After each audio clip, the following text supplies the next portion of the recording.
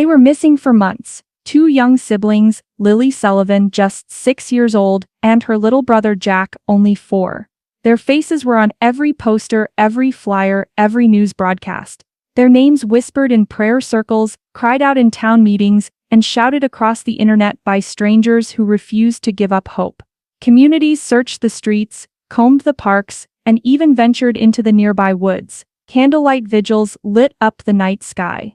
Neighbors held each other close, determined to believe that Lily and Jack would one day come home. But now, the forest has given up its darkest secret. The bodies of Lily and Jack Sullivan have been found, hidden far beyond the edges of town.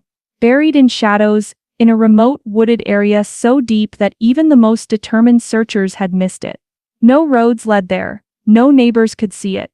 It was a place chosen with chilling precision, a place meant to conceal, not reveal. This discovery has shattered every lingering hope and replaced it with something heavier: grief, anger, and a haunting demand for answers. Who led the children there? Why this forest? And most of all, what really happened in the days and weeks before their small voices were silenced forever? Tonight, we're going to unravel the truth piece by piece. From the final surveillance footage to the items discovered near the bodies, to the shadowy figure investigators believe could hold the key to this mystery. So stay with me, and before we go any further, make sure you subscribe and turn on notifications. Because this case is moving quickly. And every new detail, every single update could change everything we thought we knew about the disappearance. And now, the death of Lily and Jack Sullivan. Lily and Jack's story began like too many others, with an ordinary day that should have ended in laughter, bedtime stories, and the promise of tomorrow. Instead, it ended in silence. The siblings were last seen near their home, playing in the late afternoon sun. Lily's laughter, light and carefree, carried through the air. Jack followed close behind, clutching the toy car he rarely let go of. Nothing about that day seemed unusual. No warning, no reason to believe the ordinary was about to turn into a nightmare. And then, they were gone.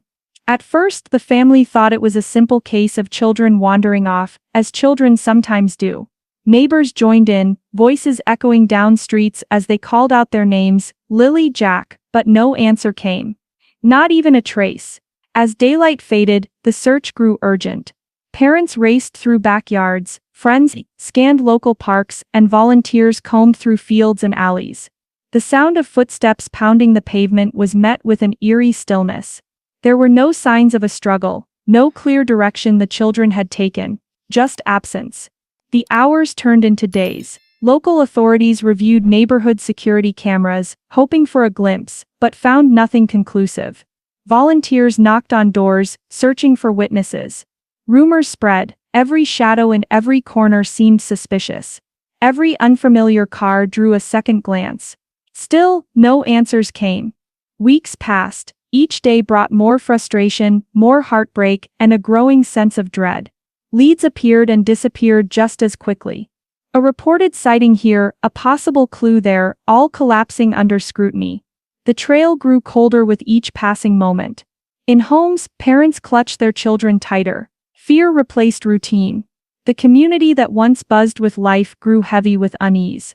Neighbors locked doors earlier. Strangers became suspects. Trust dissolved. And for the Sullivan family, the silence was unbearable. The laughter of Lily and Jack, once a daily soundtrack of joy, was replaced by the heavy weight of unanswered questions. How could two children vanish without a trace? Where had they gone? And who, if anyone, had seen them last? This was no longer just a case of missing children. It was a mystery that tore at the fabric of a community, and it was only the beginning of a story that would take a much darker turn. Just when hope had nearly burned out. When parents, neighbors, and even seasoned investigators began to wonder if answers would ever come, a chilling discovery changed everything. Far inside a dense shadow-covered forest, a place so remote it rarely felt human footsteps, search teams uncovered what they had feared all along. The bodies of 6-year-old Lily Sullivan and her 4-year-old brother Jack. The forest itself seemed designed to hide them. Branches arched together overhead, weaving a dark canopy that allowed only slivers of light to break through. The underbrush was thick, clawing at the clothes and skin of anyone who dared push forward. Every step cracked twigs underfoot, echoing in the silence. The terrain was unforgiving, almost impenetrable to anyone who didn't already know their way. It was no accident. Whoever brought Lily and Jack here chose this place with purpose. Chose a location so far from roads, so far from neighbors, that no casual hiker would ever stumble upon it. The path into the forest wound deeper and deeper, each turn cutting off any view of the world behind. Whoever came here, came to disappear. The discovery itself was as heartbreaking as it was revealing. Officers moved carefully, documenting every detail before confirming the unthinkable. Items were scattered nearby. Fragments of what might have belonged to the children, or perhaps to the one who carried them here. The bodies lay in a place where the soil had been disturbed, leaves brushed aside, as though someone tried to cover what had been done but couldn't erase it entirely. News of the discovery spread quickly. First in whispers among investigators, then in broken voices relayed to the family, and finally in the community where candles were still burning in windows, waiting for children who would never return.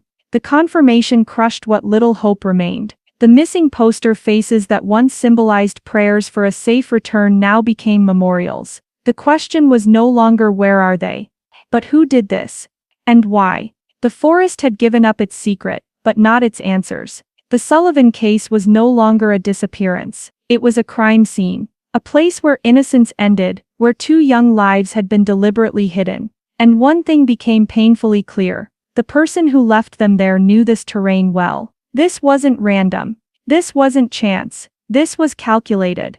As investigators stood in that shadowed clearing, surrounded by the sounds of wind and the rustle of unseen wildlife, they knew the search for Lily and Jack had ended. But another search had just begun. The search for the truth, and for the person who led two children into the forest and left them there forever. Investigators moved slowly, almost reverently, as if every step in that clearing carried the risk of erasing a truth too fragile to survive disturbance. The forest was no longer a backdrop. It was now the silent witness to a crime. And like any witness, it had left behind traces, fragments that could speak, if only someone listened carefully enough. The first clue, footprints pressed into the mud. Some small, light, fragile, almost certainly belonging to children. Others, larger, heavier. The stride deliberate, confident. These impressions told a story of movement, a journey that had not been one of play, but of fear. The spacing of the footprints suggested haste, as if one set of feet had been guiding, or forcing the other.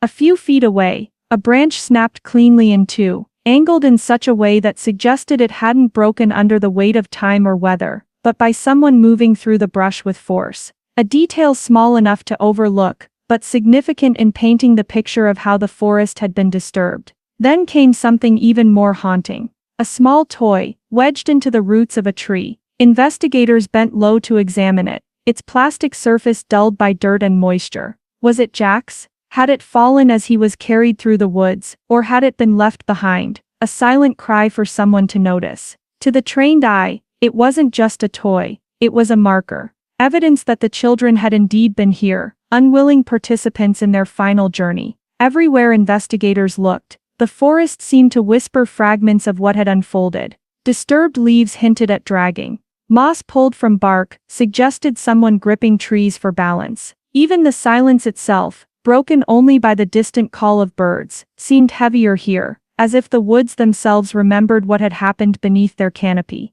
Specialists marked each detail, photographed every angle, mapped the clearing in precise grids. Nothing was left to chance. Forensic teams collected soil samples, studied the depth of footprints, and examined the way broken twigs angled toward the ground. Each detail mattered. Each fragment was another piece of a puzzle that might one day reveal who brought Lily and Jack into this place of shadows. The weight of discovery pressed heavily on the team. They knew they were not just piecing together evidence. They were walking the final path of two innocent children. Every footprint, every broken branch was a remnant of their last moments. And the forest, once a quiet bystander, had now become the loudest witness. Its shadows no longer neutral, but heavy with memory. Its silence no longer empty, but echoing with the final presence of Lily and Jack Sullivan. Just when the discovery of Lily and Jack's bodies threatened to end the investigation in silence, authorities revealed something no one expected.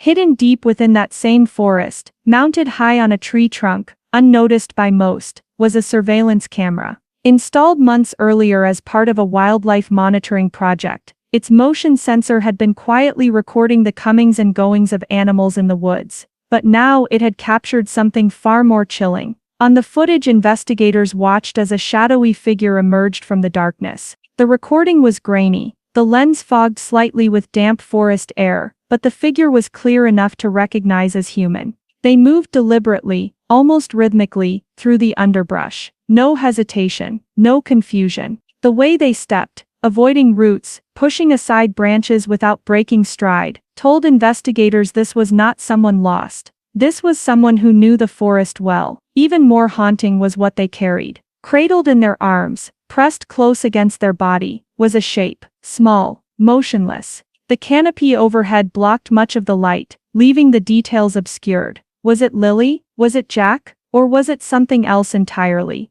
Investigators leaned in on every frame. They slowed the video down, enhanced it as best they could, but the shadows remained stubborn. No face could be seen. No identifying marks, no clothing details distinct enough to confirm an identity, and yet, the timing was impossible to ignore. The footage was recorded within days of the children's disappearance. The path the figure took cut directly toward the area where their bodies would later be found. Whoever this was, they weren't wandering. They weren't passing through. They were going somewhere specific. Authorities presented the footage cautiously, but the implications were explosive. If this shadowy figure was carrying one of the children, then this may very well be the last known image of Lily or Jack alive. And if that was true, then this wasn't just a shadow, it was a suspect. The confidence in the body language raised further questions. Could this have been someone familiar to the children? Someone they trusted enough to follow? Someone who knew the terrain intimately, perhaps a local, or even someone from their own circle? The community, already shaken by grief, now had a new source of fear. The possibility that the person responsible wasn't a faceless stranger from the outside, but someone closer than anyone wanted to imagine. The forest had already revealed the children. Now it had revealed a figure, a presence, a mystery still cloaked in shadows. But perhaps the most important clue yet. The deaths of Lily and Jack Sullivan have shattered more than just a family. They have fractured the sense of safety in an entire community. Parents now hold their children a little tighter. Neighbors look at one another with wary eyes. And in every quiet corner of town, people whisper the same haunting question. How could this happen here? What was once a hopeful search for two missing children has transformed into a nightmare that no one can wake from. The laughter of Lily, just 6 years old, and Jack, only 4, has been silenced forever. Their toys remain untouched, their beds remain empty. Their absence is not just felt inside their home, it radiates through classrooms, playgrounds, church pews, and dinner tables across the neighborhood. For investigators, the work continues. Each frame of surveillance footage is being dissected. Every footprint is measured, every fiber tested, every rumor chased down. Teams of detectives and forensic specialists remain locked into the painstaking process of separating truth from speculation. Leads are followed, witnesses are interviewed, and still the shadow of uncertainty lingers. But no matter what is uncovered, one heartbreaking reality cannot be undone. 2 young lives have been stolen, 2 voices silenced, 2 futures erased before they could even begin. And a family is left to carry a grief too heavy for words, too permanent for comfort. The aftermath is more than just sorrow, it's suspicion. Fear now flows through the veins of the community. Could the person responsible be someone they pass at the grocery store?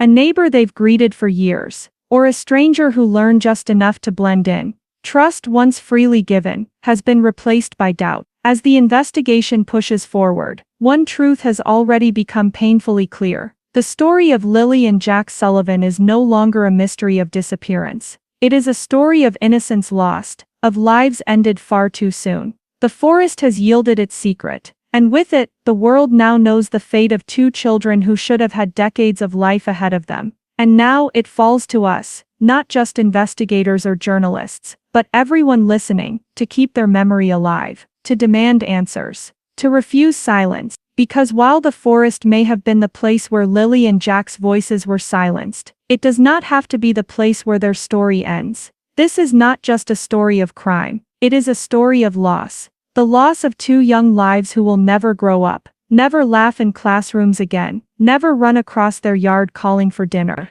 It is a reminder of how fragile life truly is, and how quickly innocence can be taken. Lily and Jack Sullivan's story does not end in the forest where they were found. It lives on in the search for justice, in the grief carried by their family, and in the lessons we all must take from their tragedy. So as we reflect on what has been uncovered, the clues, the shadows, the unanswered questions, let us not forget what matters most. Two children, gone far too soon. If this story moved you, I ask you to keep their memory alive. Share their names, share their story. Let the world know what happened to Lily and Jack. And if you want to follow this case as it develops, every update, every revelation, every search for truth, make sure to subscribe, leave a comment with your thoughts, and share this video so their voices are never silenced again. Because silence protects no one, but speaking out keeps their memory alive.